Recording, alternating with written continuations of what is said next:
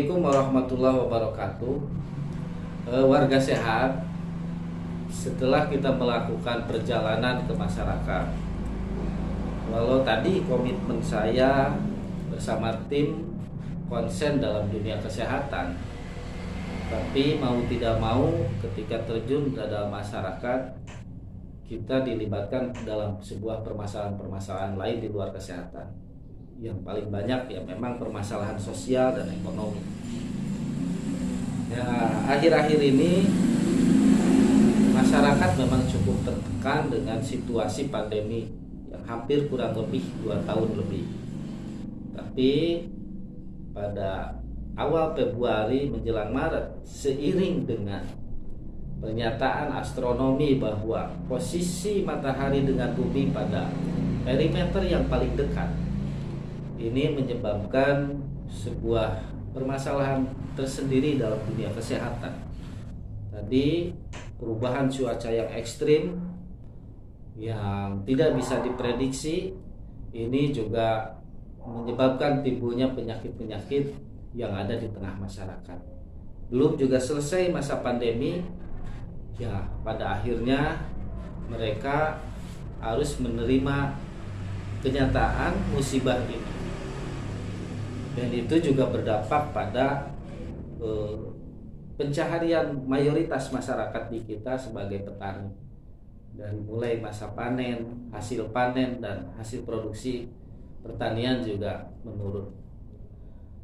Yang tidak kalah isu yang paling santer saat ini di tengah-tengah masyarakat adalah tadi menjelang bulan suci Ramadan, ternyata keluar surat edaran dari Menteri Agama yang membatasi suara untuk azan dan membatasi tadi qiraah Quran dan takbir pada menjelang Idul Fitri. Ini menjadi permasalahan sosial terlebih ketika Pak Menteri Agama menyandingkan atau menganalogikan adzan dengan sebuah gonggongan anjing yang bersamaan.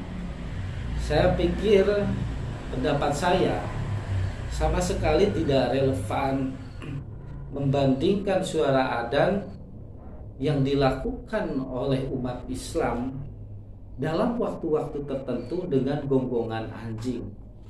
Karena kita tahu anjing tidak punya waktu tertentu untuk menggonggong. Dia hanya distimulan oleh alam pemikirannya.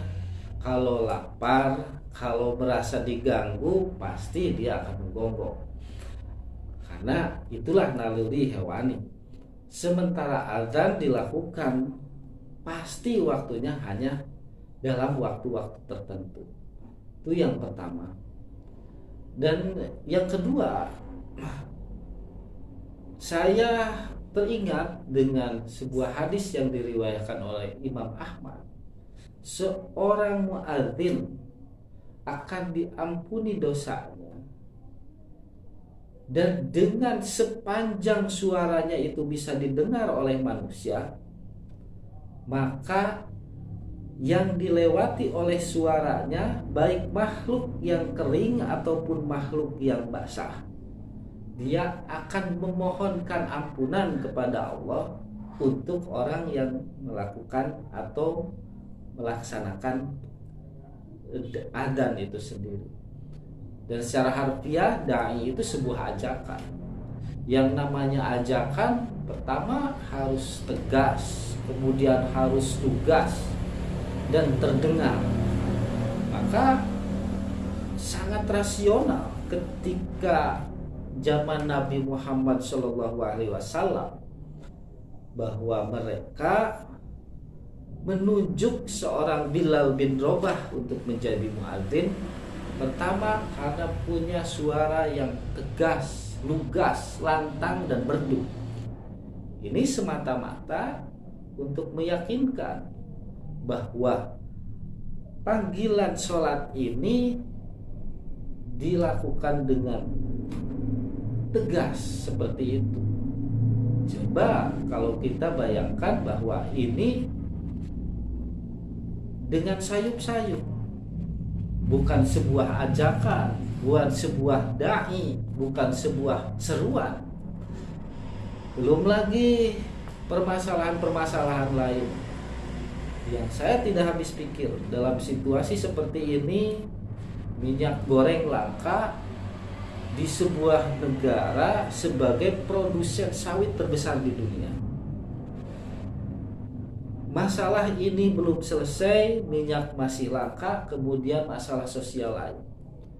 Saya tidak membayangkan bangsa Indonesia memang pada posisi yang stres yang sangat tinggi.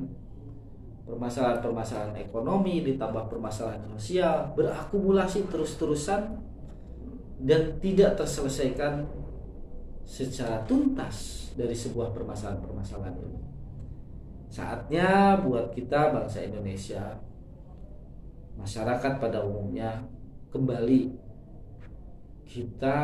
hanya kita yang bisa mengobati situasi ini, sehingga semua bisa membaik ke depan dengan cara muhasabah atau introspeksi diri, kemudian dengan cara tidak harus berbuat atau melakukan sesuatu hal yang bisa merugikan orang lain.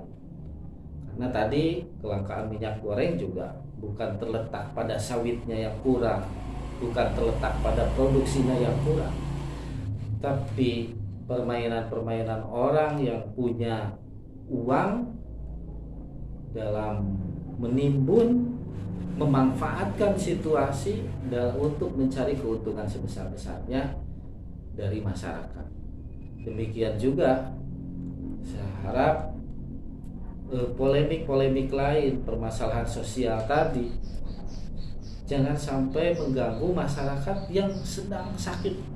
Saya katakan mungkin 80% dari penduduk atau warga kita sekarang sedang mengalami sakit.